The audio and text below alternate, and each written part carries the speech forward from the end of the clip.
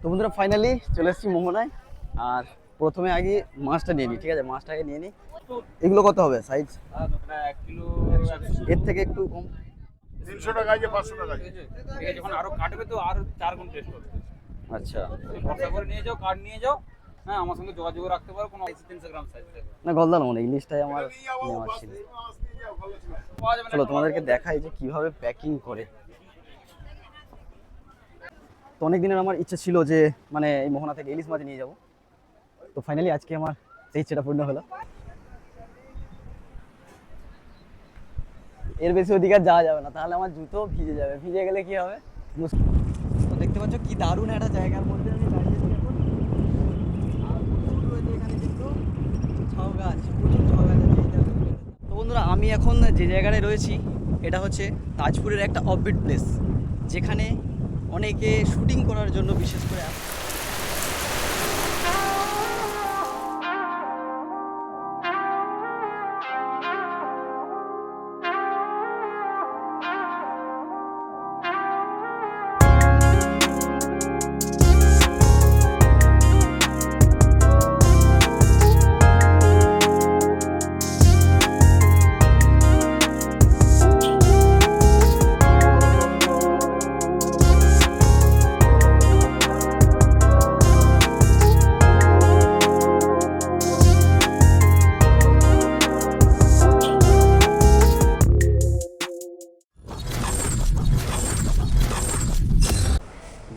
Good morning from Digha.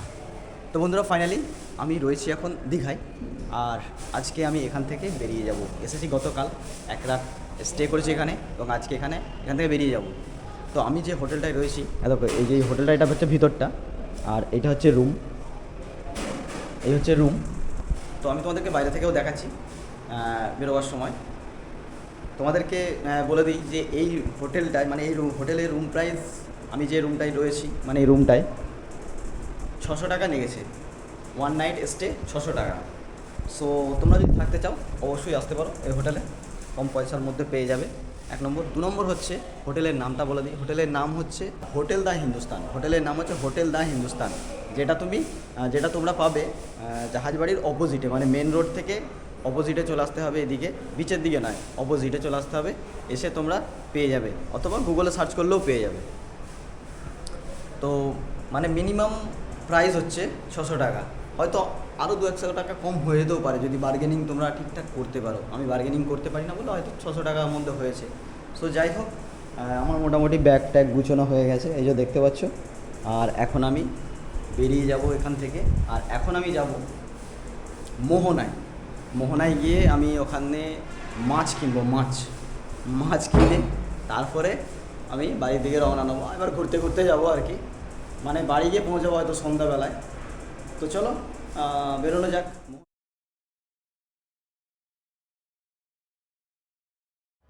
তো বন্ধুরা হোটেলটা ভালোই, এবং তার সঙ্গে আরেকটা ব্যাপার হচ্ছে এখানে বাইক রাখার ভালো জায়গা রয়েছে, এটা সব থেকে বড় কথা। এবং এইখানটা কলোনিটাও ভালো, অসুবিধা নেই, থাকতে পারো, আসতে পারো। আসছি দাদা, আসছি।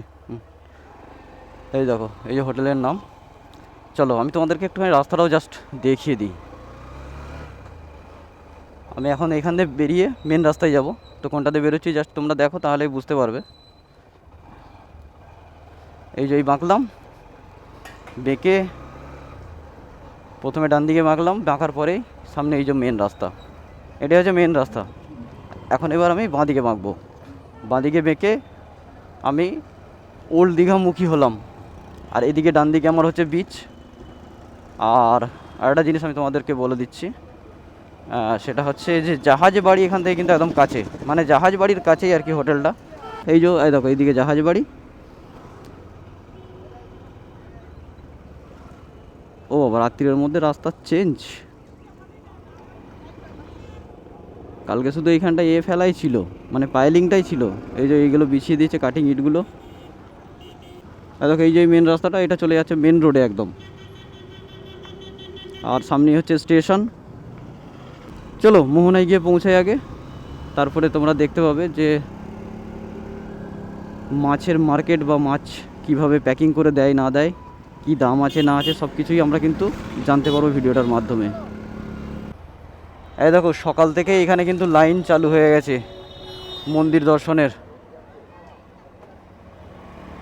জগন্নাথ দেবের দর্শনের লাইন এক্ষুনি থেকেই শুরু।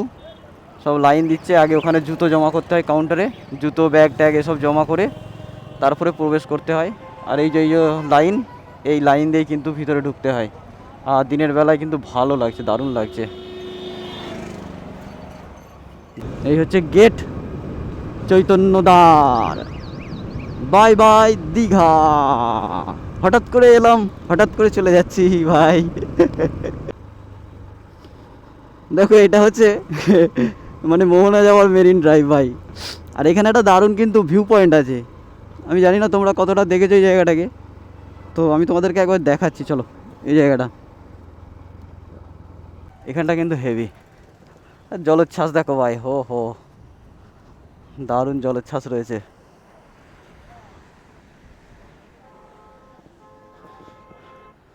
বাইকটা আমি রেখে দিয়েছি রাস্তার ধারেই। ভাই এখানটা কিন্তু হেভি সুন্দর লাগছে, জাস্ট দেখো, দারুণ লাগছে এখানটা কিন্তু।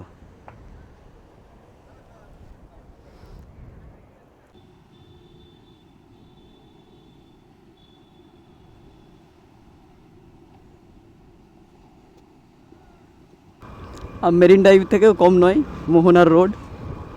ভাই ভাই দারুণ লাগছে।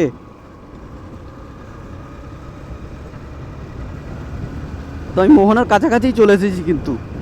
বাকি তোমাদেরকে আমি যে ভিউ পয়েন্টটা দেখালাম কেমন লাগলো তোমরা অবশ্যই কিন্তু কমেন্ট করবে, এবং এই জায়গায় কে কে ছবি তুলেছো সেটাও কমেন্ট করবে। মোহনার মার্কেটে চলে এসেছি, সেরকম ভিড় নেই বলে সেরকম বেশি লোকজনও দেখা যাচ্ছে না, নাহলে এই সময়ে প্রচুর প্রচুর লোকের চাপ থাকে। চলো মাছ নেবো আমি এবার। হ্যাঁ, ওইখানে যাবো, ওই দাদার সঙ্গে কালকে কথা বলেছিলাম, ওইখান থেকেই মাছ নেবো। তো বন্ধুরা ফাইনালি চলে এসেছি মোহনায়। আর প্রথমে আগে মাছটা নিয়ে নিই, ঠিক আছে? মাছটা আগে নিয়ে নিই, তারপর আমি তোমাদেরকে ওই পেয়ারের দিকে নিয়ে যাবো, নিয়ে গিয়ে একবার ঘুরিয়ে নিয়ে আসবো। সো কালকে এসেছিলাম, ওই দেখো ওই দাদার সঙ্গে কথা বলেছিলাম কালকে। চলো দাদার সঙ্গে আর একবার কথা বলি এবং মাছ কেমন এসেছে দেখি। দাদা কালকে সন্ধ্যাবেলা এসেছিলাম, ইলিশ মাছ নেবো। চলো, হ্যাঁ হ্যাঁ হ্যাঁ একদম একদম লাইভ লাইভ লাইভ দেখাচ্ছি। দেখো এইগুলো রয়েছে ইলিশ, এগুলো বড় সাইজের ইলিশ। তার সঙ্গে রয়েছে এইদিকে চিংড়ি রয়েছে, দারুণ দারুণ সাইজের চিংড়ি রয়েছে। দেখো কাঁকড়া, দেখো জ্যান্ত কাঁকড়া। দাদা এই সাইজগুলো আছে, এগুলো কত হবে সাইজ? এর থেকে একটু কম না, ছোট? ওগুলো মানে কি, ওগুলো দাম বেশি হবে নাকি?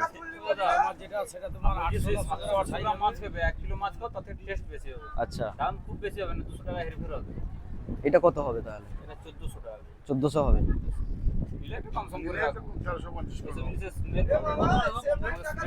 কমপ্লিট 500 টাকা আছে, 500 টাকা, 300 টাকা আছে, 500 টাকা আছে। ঠিক আছে, যখন আরো কাটবে তো আরো 4 গুণ টেস্ট হবে। আচ্ছা, ভরসা করে নিয়ে যাও, কার্ড নিয়ে যাও। হ্যাঁ, আমার সঙ্গে যোগাযোগ রাখতে পারো, কোনো অসুবিধা নেই, মাছের গ্যারান্টি দেবো একদম। ঠিক আছে। কত করে? 1400। আর ইয়ে প্যাকিং করতে কত খরচা হবে? 70 টাকা, 80 টাকা, 100 টাকা। আচ্ছা, আচ্ছা, আচ্ছা। যেমন আপনি মাছ যেরকম নেবেন খরচ সেরকম। ঠিক আছে ঠিক আছে ঠিক আছে, তাহলে করে দিন।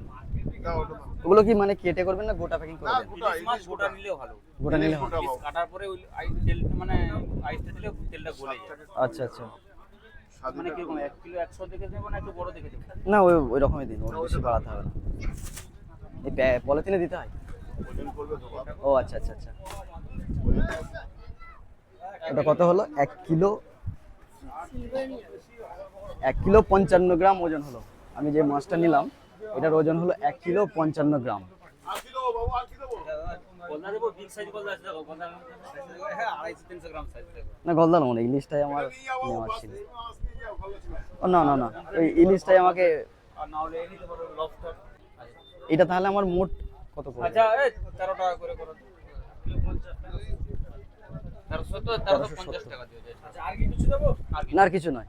500 টাকা কিলো। দেখো এটা হচ্ছে দাদার কার্ড। তো তোমরা চাইলেও ফোনে কন্ট্যাক্ট করতে পারো দাদার সঙ্গে। দাদার সঙ্গে কন্ট্যাক্ট করে তোমরা কথা বলতে পারো, ওই যে ওই দাদার সঙ্গে কথা হবে ফোন করলে। দেখো এটা হচ্ছে ভোলা মাছ, ভোলা মাছ এটা। ভালো মাছ কিন্তু ওটা সবসময় তো পাওয়া যাবে না। চলো তোমাদেরকে দেখাই যে কিভাবে প্যাকিং করে। হয়ে গেছে? বলছি এটার জন্য কত দেবো? এটা 280 টাকা আমার 280 টাকা? এই একটু ঠিকঠাক করে নিয়ে মাছ চলে যেত দাদা। এই বাক্সতে কম করো না, মাছের লাভ থাকে 50-100, এতে 20 টাকা। এখন ইলেকশন চলছে না, ইলেকশনের পরে এসো এটা আরো কম। 280 টাকা বলছেন? হ্যাঁ, এটা ইলেকশনের পরে এলে 50 টাকা কম হবে। তো আমি মাছ নিলাম 1 কেজি 55 গ্রামের। 1 কেজি 55 গ্রাম, তার দাম নিয়েছে তোমার 1350 টাকা। আর এই যে এই প্যাকিংটা করে দিয়েছে, এই যে দেখতে পাচ্ছ, এই প্যাকিংটার জন্য নিল 270 টাকা। 270 টাকা নিয়েছে। তো অনেক দিনের আমার ইচ্ছে ছিল যে মানে এই মোহনা থেকে ইলিশ মাছ নিয়ে যাব। তো ফাইনালি আজকে আমার সেই ইচ্ছেটা পূর্ণ হলো। আর তোমরাও যদি মোহনায় মাছ নিতে চাও, বিশেষ করে ইলিশ মাছটাই বেশিরভাগ সবাই নিতে চায়, তো তোমরা যদি মোহনা থেকে ইলিশ মাছ নিতে চাও তাহলে অবশ্যই তোমরা নিয়ে যেতে পারো, এবং সব রকমের মানে ব্যবস্থা করে দেয় যাতে তুমি খুব ভালোভাবে তোমার বাড়িতে এই মাছটা নিয়ে যেতে পারো। আর একটা ব্যাপার হচ্ছে কি, এই প্যাকিংটা করার পর মানে আমাকে যে প্যাকিংটা করে দিয়েছে থার্মোকলের ইয়েতে কন্টেনারে, ওটা 72 ঘন্টা পর্যন্ত মাছটা ভালো থাকবে, তাই তো ভাই? 72 ঘন্টা পর্যন্ত মানে 3 দিন ভালো থাকে, তাই তো? আচ্ছা 72 ঘন্টা পর্যন্ত মাছটা ভালো থাকবে। চলো পেয়ারের দিক থেকে একবার তোমাদেরকে ঘুরিয়ে নিয়ে আসি ভাই। আজকে রয়েছে মেঘলা, আর মেঘলার কারণে একটুখানি মানে লাইটটা ডিপ হচ্ছে। সো যাই হোক, তবে আমার জন্য ভালো। রোদ্দুর থাকলে এই সময় এখানে মানে ঘোরা মুশকিল হয়ে যেত। তবে পেয়ার তো ডুবে আছে, এখন সেভাবে দেখা যাবে না। সো যাই হোক, যতটা দেখা যায়, যেভাবে দেখা যায় আমরা সেভাবেই দেখে আসি। দেখো জল কোথায় চলে এসছে, উপর পর্যন্ত উঠে যাচ্ছে। দেখো জলের ছাস, জলের ঢেউ ভাই সাপ, দেখো এখানে উপর পর্যন্ত উঠে যাচ্ছে। ও মাই, জুতোর ভিতরে জল ঢুকে গেলে মুশকিল হয়ে যাবে।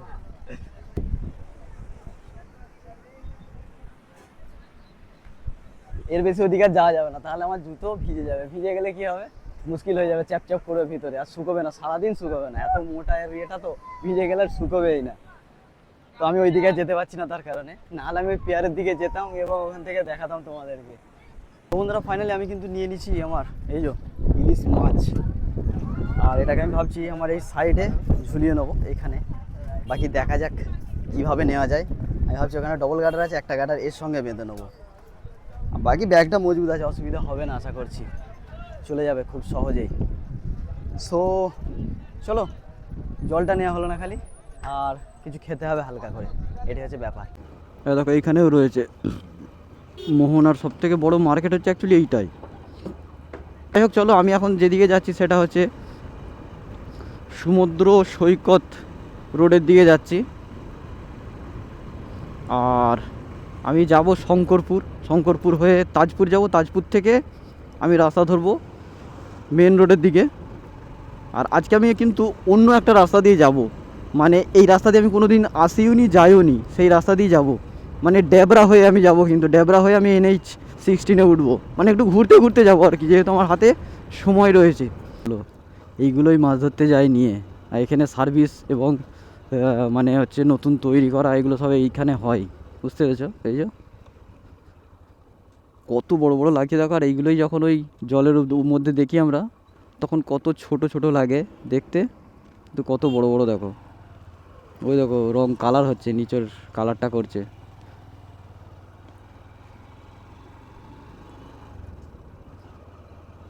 ভাই ভাই কী করে নিয়ে আনলো এগুলো এখানে?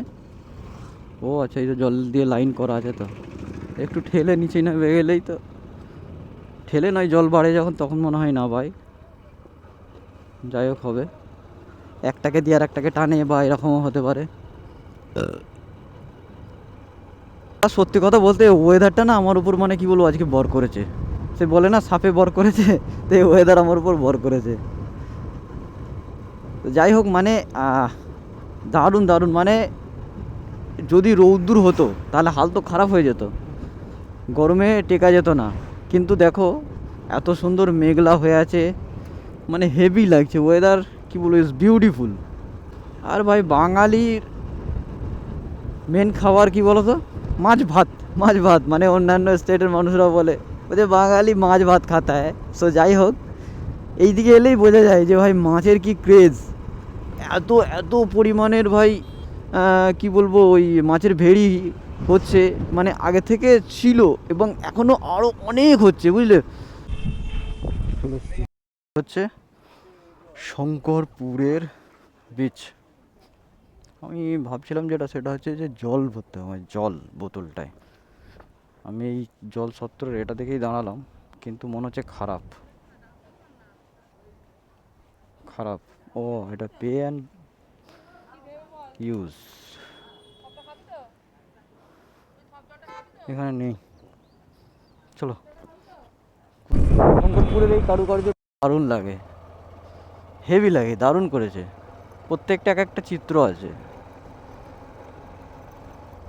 बस देखने के लिए आँख होना चाहिए बस देखने के लिए नज़रिया होना चाहिए। এখান থেকে শুরু হয়ে যাচ্ছে মেরিন ড্রাইভ রোড। জলোচ্ছ্বাসখানা ভাই বিখ্যাত বিখ্যাত। আচ্ছা ভাবো, এখানে যাদের বাড়ি তাদের কাছে কীরকম ব্যাপার, একটা পুরো নর্মাল ব্যাপার, আমাদের কাছে একটা মানে বিশাল ব্যাপার। জাস্ট দেখো জলোচ্ছ্বাসখানা। আমরা মানে মেরিন ড্রাইভ শেষ হবে, আমরা গিয়ে পৌঁছে যাবো তাজপুরে। তাজপুর থেকে তারপরে ধরবো মেন রোড। আর এখন সময় হয়ে গেছে 11:30। কিসের ক টাকা?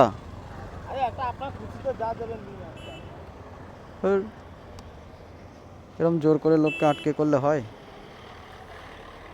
50 টাকা দিতে পারবো না। আরে যা খুশি আপনার, যত টাকা খুশি, যত টাকা হবে সেই কিছু দিন। আমি যে বলছিলাম 50 টাকা দিতে হবে আপনার।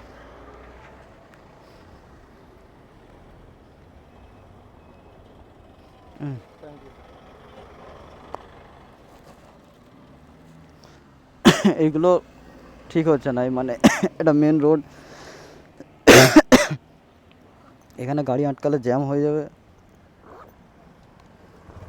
আর আমি এখানে যখনই আসি তখনই পুজো চলে, আমি দেখেছি যখনই আসি তখনই এখানে পুজো চলে। মানে যাই হোক, পুজোটা একটা বাহানা, ফালতু লোককে আটকে পয়সা তোলাটাই হচ্ছে এদের একটা টার্গেট, আমি যেটা বুঝি। এই যে জ্যাম লাগিয়ে দিচ্ছে, এগুলো ঠিক নয় ভাই। যতটা সামর্থ্য হবে সেই রকম কাজ করো, কত আনন্দ তাতে। জোর করে পয়সা নিয়ে কি আনন্দ হবে আমায় বলো? এ তো লোক তো মানে ভালোবাসা দেওয়ার জায়গায় অভিশাপ দিয়ে যাবে। বাকি তোমরা কি মনে করো, অবশ্যই তোমাদের রায়টা কমেন্ট করতে পারো। আমি ভাই এটাকে সমর্থন করি না, যাই বলো। এক হয় একটা আলাদা ব্যাপার, মানে যেখানে এরকম সমস্যা হবে না। এটা সমস্যা মানে যেহেতু মেন রোডটা পুরো জ্যাম লাগিয়ে দিচ্ছে, যে দেখো পুরো এই জ্যামটা লেগেছে শুধু এটার কারণে। আর আমি যখনই আসি তখনই এখানে কোনো না কোনো অনুষ্ঠানের ব্যাপার থাকে, এটা মানে একটা নোংরামি ব্যাপার, বিখ্যাত নোংরামি। আমার তো মোটেই মানে কি বলবো, আমি এটাকে মোটেই সাপোর্ট করি না, এই নোংরামিটাকে। তোমাদের সঙ্গে কতবার এরকম ঘটেছে আমি জানি না, বাট আমি যতবার এখানে এসেছি আমি ততবারই দেখেছি যে এখানে কিছু না কিছু বলে পয়সা তুলছে। আসলে এটা পয়সাটা মানে ওই ভগবানকে বদনাম করার জন্য কাজ চলছে, ভগবানের নামে তুলছে, তুলে ওরা পয়সাটা নিজেরা করবে। যাই হোক, ছাড়ো, চলো সুন্দরী রোড দেখো, এটাই হচ্ছে ব্যাপার, মানে মেরিন ড্রাইভ দেখো। একদম কাছে চলে এসেছি। আচ্ছা, এখান থেকে এই পাথরগুলোকে তুলছে, নিয়ে গিয়ে ওখানে দিচ্ছে বিচের সাইডে।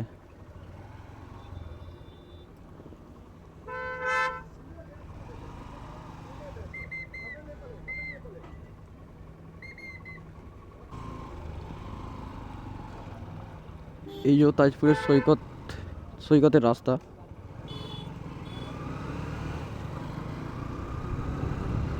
বাবা, জল এইখান পর্যন্ত। তাজপুরের বিচে, এই দেখো, এই হচ্ছে তাজপুরের বিচ, একদম ফাঁকা নির্জন, ফাঁকা একদম, কত ফাঁকা দেখো তাজপুরের বিচ। অ্যাকচুয়ালি এখানে সবই রিসর্ট, এখানে হোটেল পাবে না। এই তাজপুরের বিচের কাছাকাছি সেরকম কোনো হোটেল পাবে না, সব আছে রিসর্ট। আর রিসর্টে থাকা একটুখানি বিলাসবহুল, একটু কস্টলি।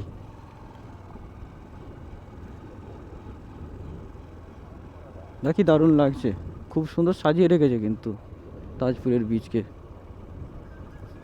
লোকজনও খুব কম, দেখো সেরকম মানুষজন কিন্তু বেশি নেই।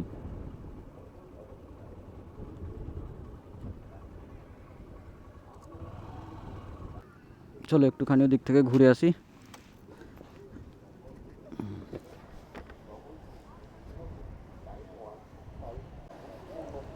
গতবারে যখন আমরা তাজপুরের বিচে এসেছিলাম তখন দুপুরের সময় এসেছিলাম, তাই জল অনেক দূরে ছিল আর এটা পুরোই চড়াটা দেখা যাচ্ছিল। আর এবারে বিখ্যাত জলোচ্ছ্বাস, মানে এইখান পর্যন্ত সিঁড়ি পর্যন্ত জল উঠে যাচ্ছে, প্রচুর জলোচ্ছ্বাস। আহা, আর এই দিক দিয়ে চলে যাচ্ছে মন্দারমণি, ওই দিকে চলে যাচ্ছে।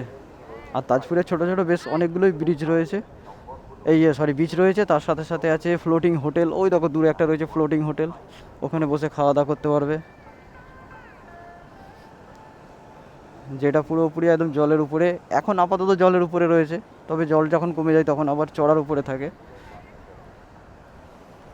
আর জাস্ট এই হচ্ছে ভাই তাজপুরের বিচ। তবে একটুখানি যদি শান্তি খোঁজো, মানে শান্তিপূর্ণ যদি বিচ খোঁজো, তাহলে তাজপুরে এসে থাকবে পাশাপাশি এখানে কোথাও, তাহলে কিন্তু অনেক শান্তির সঙ্গে থাকতে পারবে, যেখানে মানুষজনের কোলাহল নেই। এবারে শেষ বিচ পরিদর্শন আমার, একটা অফবিট প্লেসে ঢুক।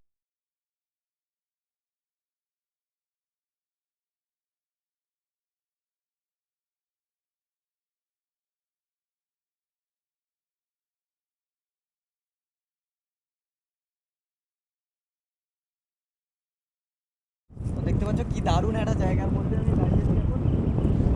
আর প্রচুর রয়েছে এখানে কিন্তু ঝাউ গাছ, প্রচুর ঝাউ গাছ আছে। এই দেখো এটা ঝাউ গাছ, এখানে প্রচুর ঝাউ গাছ আছে। আর এখানটা মানে এটা একটা অফবিট প্লেস একটা আর কি, তাজপুরের অফবিট প্লেস। তো আমি এখানে একটু জল খাবো, এই যে জল কিনে নিয়ে আনলাম, একবারে চিল, ওই জন্য একটুখানি গরম হোক তারপরে জলটা খাবো।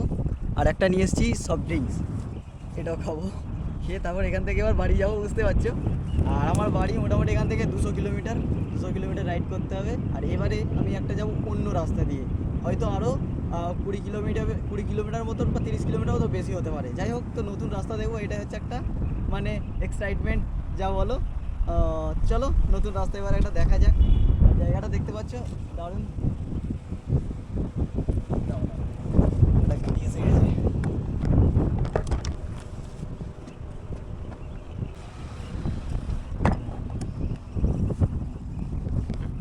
ও পার্কিং হচ্ছে এখানে, এই হচ্ছে দারুণ একটা জায়গা হয়। তো বন্ধুরা, আমি এখন যে জায়গাটায় রয়েছি এটা হচ্ছে তাজপুরের একটা অফবিট প্লেস, যেখানে অনেকে শুটিং করার জন্য বিশেষ করে আসে এই জায়গাটাকে সিলেক্ট করে শুটিং করার জন্য। তো এই জায়গাটাকে আমি তোমাদেরকে একবার ভালো করে দেখাচ্ছি, তোমরা জাস্ট দেখো, আশা করছি তোমাদের দারুণ লাগবে।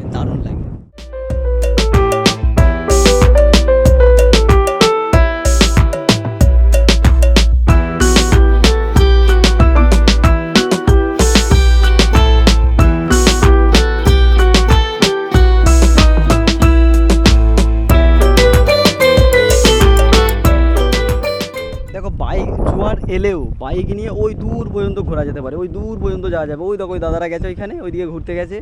এদিকে একটা সুন্দর মানে এটা আকাশবাণী গাছের বাগান রয়েছে, আর এই দিকটা পুরোটাই কিন্তু বাগান। এবং ওইখানে আমার বাইক রয়েছে, এখানে শুটিং করছে, ওয়েডিং শুটিং চলছে। তো কি বলবো, সব মিলিয়ে জায়গাটা অসাধারণ, এক কথাই বলা যাবে অসাধারণ একটা জায়গা।